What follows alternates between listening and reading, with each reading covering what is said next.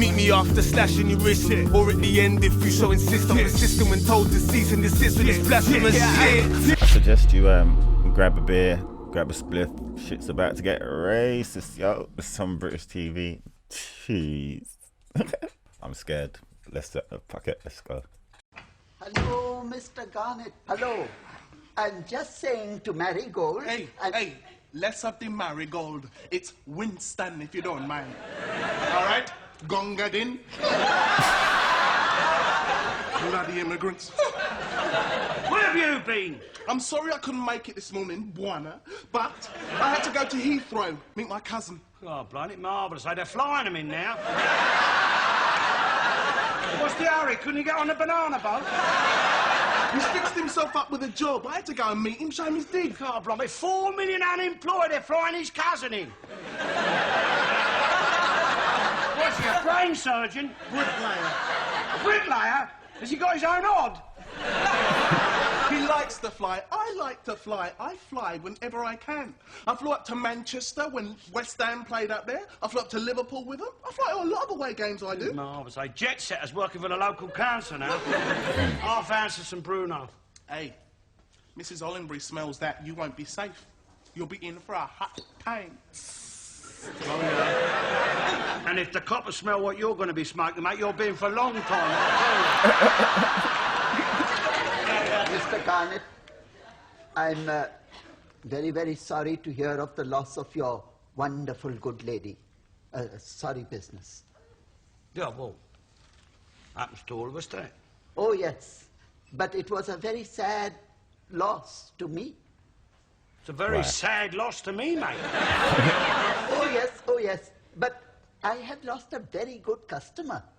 And I have lost a very good wife. Oh, yes. But it was a bad blow to me. Her going like that, so sudden. It was a very bad blow to me at all. Oh, yes, very bad blow. But it has done me no good, her going like that, so sudden. What do you mean? Well, she went owing me a few pounds. That's a nice thing to say. I'm not saying anything. Not saying anything? Bringing that up, maligning the woman, now she gone? Marigold, I am not maligning her. I'm not saying anything against her. All I am saying is, if Mrs. Garnett had gone on Saturday instead of Wednesday, I'd be all right. Because, you see, she always paid me Friday. Look, I don't suppose she wanted to go on Wednesday. I dare say if she'd had her way, she'd have preferred to wait till Saturday. Or even longer. If I'd had my way, she wouldn't have gone at all, because I'm the one who's in the mess of that bloody thing living upstairs to me. I mean, you don't think she went on a Wednesday just to do you out of a few quid, do you? I'm not saying that. All I'm saying is... Give me the money. It's cost me money, Sabu. It's cost me her pension and what you got for sitting in that wheelchair of hers. Yes, I'm sure. But her going on Wednesday is no good to me. It's just my luck. Just your luck? What about my bloody luck? You shut up! Oh, my God, I am not blaming her. Mrs. Garnett was a very good customer and a very good payer. All I am saying is, he knows. He comes into the shop. He takes the groceries. Put them on the slate.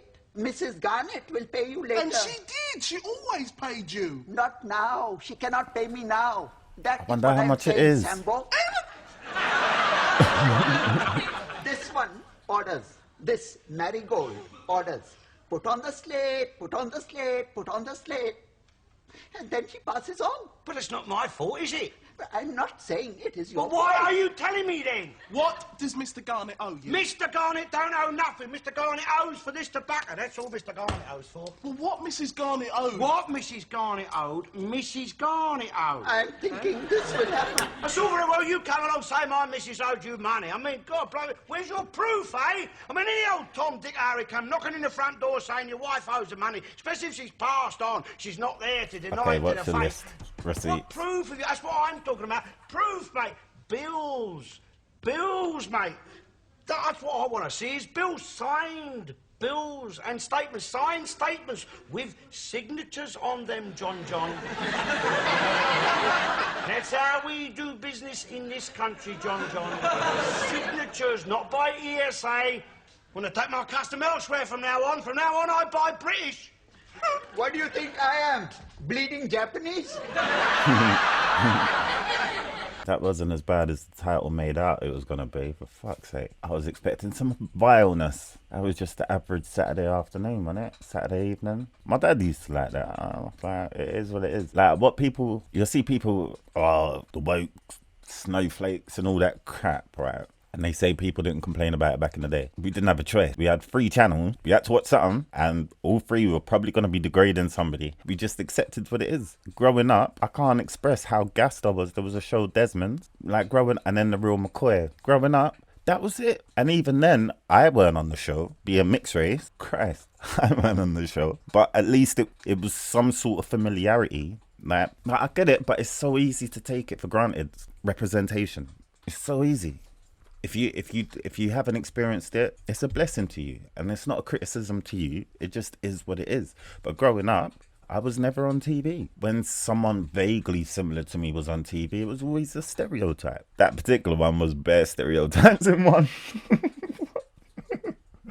But I rate them though, because like at least they were involving gay people and black people. And yes, Garnett was racist, but so was everyone back then. And in instances like that, we gave as good as we got because we had no other choice. No one was ever going to take our complaints seriously. So in a TV show, you'd see them be like giving it back. But in reality, that shit hurt, man. Like, it's mad. You must have something in your life where you are judged by it and you feel you are judged unfairly. It is an everyday thing. Like, I don't wake up thinking black, mixed race, white, black. I don't wake up thinking like that. I'm constantly reminded throughout the day. Constantly. And I'm judged. Like, obviously I've made it worse with all these fucking tattoos, but you know what, people always looked at me, so fuck it, let me give them something to look at least in my head. I can justify their stares.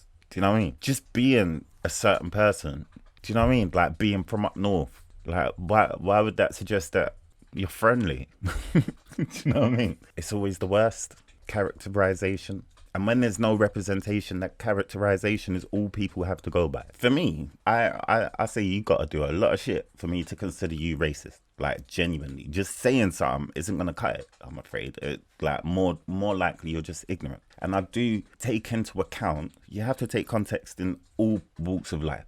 But I do take into account that, especially if you're not from a city, you're not going to have much experience of any other culture. Therefore, the only knowledge you have or perception you have of that culture is whatever you've been shown, i.e. on the news, social media, whatever, the front page of the paper, whatever. That is your perception of those people. We all get caught.